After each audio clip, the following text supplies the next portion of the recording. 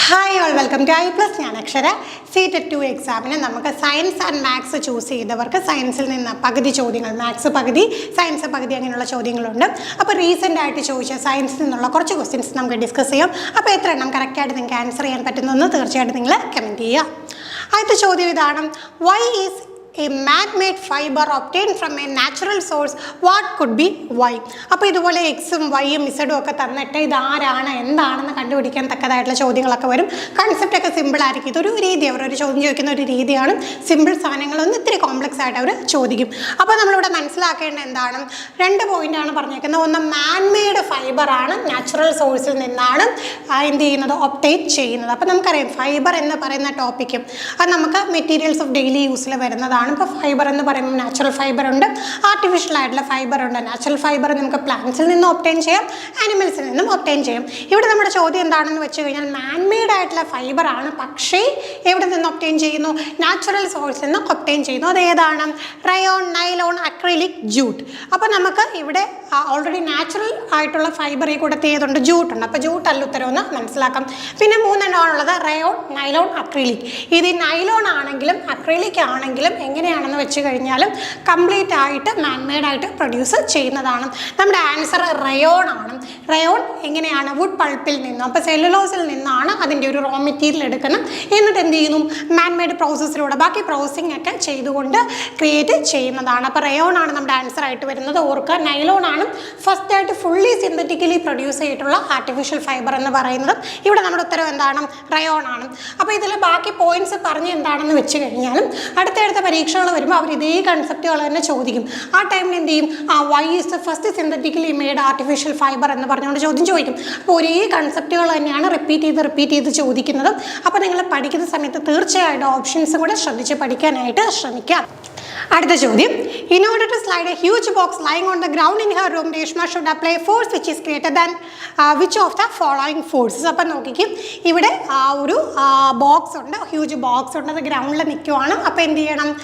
ഏത് ഫോഴ്സാണ് നമ്മൾ ഇവിടെ ഗ്രേറ്റർ ദാൻ, ഏത് ഫോഴ്സിനേക്കാളും ഗ്രേറ്റർ ഫോഴ്സാണ് കൊടുക്കേണ്ടത്? അപ്പോൾ ശ്രദ്ധിക്കുക, ഒറ്റയടിക്ക് ചോദ്യം വായിക്കുമ്പോൾ നമുക്ക് ഏത് ഫോഴ്സാണ് അപ്ലൈ ചെയ്യേണ്ടതെന്ന് തോന്നും. ഏത് ഫോഴ്സാണ് നമ്മൾ സാധാരണ അപ്ലൈ ചെയ്യുന്നത്? നമ്മൾ നമ്മുടെ മസ്കുലാർ ഫോഴ്സാണ് അപ്ലൈ ചെയ്യുന്നത്. പക്ഷേ ഇവിടുത്തെ ചോദ്യം അതല്ല, ഏത് ഫോഴ്സിനേക്കാളും കൂടുതൽ ഗ്രേറ്റർ ആയിട്ടുള്ള ഫോഴ്സ് വേണം നമ്മൾ അപ്ലൈ ചെയ്യാനെന്നാണ്. ഓപ്ഷൻ നോക്കാം: static friction, gravitational force, normal force, muscular force. അപ്പോൾ നമുക്കറിയാം എന്തായാലും മസ്കുലാർ ഫോഴ്സ് അല്ല, അത് നമ്മൾ അപ്ലൈ ചെയ്യുന്നതാണ്. പിന്നെ നോർമൽ ഫോഴ്സ് എന്നുള്ള വെറുതെ നമ്മൾ തെറ്റിക്കാൻ തന്നിരിക്കുന്ന ഒരു ഓപ്ഷനാണ്. പിന്നെ ഉള്ള എന്താണ്? Gravitational force. ഗ്രാവിറ്റേഷണൽ ഫോഴ്സ് എന്തായാലും അവിടെ നമ്മളൊരു വസ്തുവിന് ഗ്രാവിറ്റിക്ക് എതിരായിട്ട് വർക്ക് ചെയ്യുന്നു, ആ ഒരു രീതിയിൽ പറയുമ്പോഴേ. ഇവിടെ അങ്ങനെയല്ല, ഇവിടെ നമ്മൾ അവിടെ വെച്ചുകൊണ്ട് തന്നെ എന്ത് ചെയ്യണം? മൂവ് ചെയ്ത് നീക്കാനാണ്. അങ്ങനെ വരുമ്പോൾ നമുക്ക് എവിടെ എന്താ ആൻസർ വരിക? സ്റ്റാറ്റിക് ഫ്രിക്ഷൻ ആണ്. സ്റ്റാറ്റിക് ഫ്രിക്ഷൻ എന്താണ്? അവിടെ ഒരു ഫ്രിക്ഷൻ ഉണ്ടല്ലേ, നമുക്ക് എഗെയിൻസ്റ്റ് ആയിട്ടൊരു ഫ്രിക്ഷൻ ഉണ്ട്. അപ്പോൾ അതിനെ നമ്മൾ ഓവർകം ചെയ്താൽ മാത്രമേ നമ്മുടെ ഒരു വസ്തു അനങ്ങാതെ തന്നെ നിൽക്കുകയില്ലേ. അപ്പോൾ അതിനെ ഓവർകം ചെയ്യുന്ന, ആ ഒരു സ്റ്റാറ്റിക് ഫ്രിക്ഷനെ ഓവർകം ചെയ്യുന്ന രീതിയിൽ നമ്മൾ എന്ത് അപ്ലൈ ചെയ്യണം? മസ്കുലാർ ഫോഴ്സ് അപ്ലൈ ചെയ്യണം. അപ്പോൾ ഏത് ഫോഴ്സിനേക്കാളും കൂടുതലാണ് അപ്ലൈ ചെയ്യേണ്ടത്? സ്റ്റാറ്റിക് ഫ്രിക്ഷനേക്കാളും കൂടുതലാണ് നമ്മളിവിടെ അപ്ലൈ ചെയ്യേണ്ടത്. അടുത്ത ചോദ്യം: which of the following properties of light, ലൈറ്റുമായിട്ട് ബന്ധപ്പെട്ട ചോദ്യമാണ്. ഷാഡോ ഫോർമേഷൻ എന്ന ഫിനോമിന എക്സ്പ്ലെയിൻ ചെയ്യാൻ, നിഴലുണ്ടാകുന്നത്, അതിനെക്കുറിച്ച് എക്സ്പ്ലെയിൻ ചെയ്യാനായിട്ട് ലൈറ്റിൻ്റെ ഏത് പ്രോപ്പർട്ടീസ് ഒക്കെയാണ്? അപ്പോൾ ഇവിടെ നമുക്ക് ഏതൊക്കെ പ്രോപ്പർട്ടീസ്, 4 എണ്ണം ഉണ്ട്, ഇതിൽ ഏതൊക്കെ വരുമെന്ന് നോക്കണം.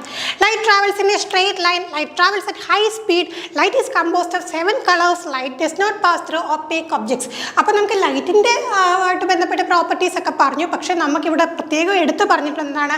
Shadow formation. നിഴൽ ഉണ്ടാകണമെങ്കിൽ ലൈറ്റിൻ്റെ ഏതൊക്കെ പ്രോപ്പർട്ടീസ് ആണ്? അവിടെ നമുക്ക് ലൈറ്റ് ഹൈ സ്പീഡിലാണോ ലോ സ്പീഡിലാണോ വരുന്നതെന്ന് നോക്കേണ്ട കാര്യമുണ്ടോ? ഒരിക്കലും ഇല്ല. പിന്നെന്താണ്? Light is composed of 7 colours. 7 colours ഉണ്ടെന്ന് പറഞ്ഞു, ശരിയാണ്. പക്ഷേ അത് നമുക്ക് ആ ഒരു പ്രോപ്പർട്ടി ഇവിടെ യൂസ് ചെയ്യേണ്ട ആവശ്യമില്ല. പിന്നെ നമുക്ക് 2 ഓപ്ഷനാണുള്ളത്. Light travels in straight line, ആവശ്യമാണ്. ലൈറ്റ് എപ്പോഴും എന്തായിരിക്കും? സ്ട്രെയിറ്റ് ലൈനിലാണ് ട്രാവൽ ചെയ്ത് വരുന്നത്, ആ പ്രോപ്പർട്ടി നമുക്ക് ആവശ്യമാണ്. അതോടൊപ്പം തന്നെ എന്താണ്? ഒപ്പേക്ക് ഒബ്ജക്ട്സിലൂടെ എന്ത് ചെയ്യില്ല, ലൈറ്റ് കടന്നു പോകില്ല. അധാര്യ വസ്തുക്കളിലൂടെ എന്ത് ചെയ്യില്ല, പ്രകാശം കടന്നു പോകില്ല. അപ്പോൾ ട്രാൻസ്പെറൻ്റ് ആണെങ്കിൽ മൊത്തത്തിൽ വെട്ടത്തെ കടത്തിവിടും, വെളിച്ചത്തെ കടത്തിവിടും. ട്രാൻസ്ലൂസൻ്റ് ആണെങ്കിൽ എന്താണ്, ഭാഗികമായിട്ട് പാർഷ്യലായിട്ട് കടത്തിവിടും. അപ്പോൾ ഒപ്പേക്ക് ആണെങ്കിൽ എന്താണ്, കടത്തിവിടില്ല. അതുകൊണ്ടാണ് എന്ത് വരുന്നത്, നമുക്ക് നിഴലുണ്ടാകുന്നത്. അപ്പം നമുക്ക് ആൻസർ എന്താ വരിക, എ ആൻഡ് ഡി ആണ് ആൻസർ ആയിട്ട് വരിക. നമുക്ക് ഓപ്ഷനിലുണ്ടോ നോക്കാം. A and B, B and C, C and D, D and A. അപ്പം നമ്മുടെ ആൻസർ ഏതാണ്, ഡി ആൻഡ് എ ആണ്. അടുത്ത ചോദ്യം, deficiency of vitamin X causes bleeding of gums. This vitamin is essential for absorption of mineral Y and X is found in food Z. Identify X, Y and Z. കാണുമ്പോൾ വലിയ സംഭവമായിട്ടൊക്കെ തോന്നുമെങ്കിലും ഒന്നുമില്ല, simple സാധനമാണ്. നമ്മൾ വിറ്റാമിൻസുകൾ പഠിക്കാറുണ്ട്, അതിൻ്റെ ഡെഫിഷ്യൻസി ഡിസീസും പഠിക്കാറുണ്ട്. അപ്പോൾ അതറിയാമെങ്കിൽ തന്നെ, ഒരൊറ്റ കാര്യം അറിയാമെങ്കിൽ തന്നെ സുഖമായിട്ട് ആൻസർ കിട്ടുന്ന ചോദ്യമാണ്. ഇങ്ങനെയൊക്കെയുള്ള ചോദ്യം കാണുമ്പോൾ വലുതാണെങ്കിൽ നമുക്ക് പെട്ടെന്ന് തന്നെ ആൻസർ കിട്ടും. ഒരൊറ്റ പോയിന്റ് ഇവിടെ നോക്കിയാൽ മതി, bleeding of gums.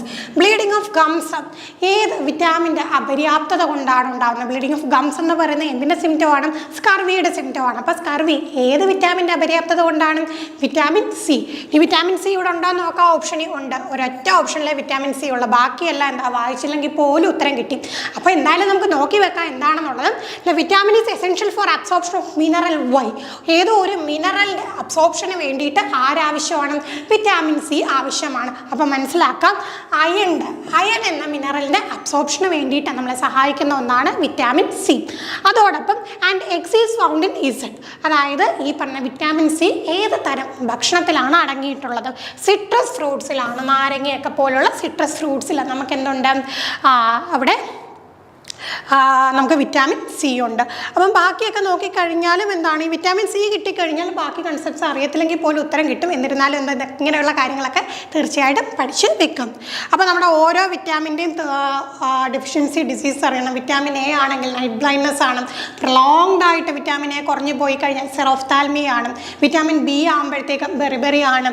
Vitamin D വരുമ്പോഴത്തേക്ക് റിക്കറ്റ് ആണ്. അപ്പോൾ അതെല്ലാം കറക്റ്റായിട്ട് പഠിച്ച് വെക്കാം.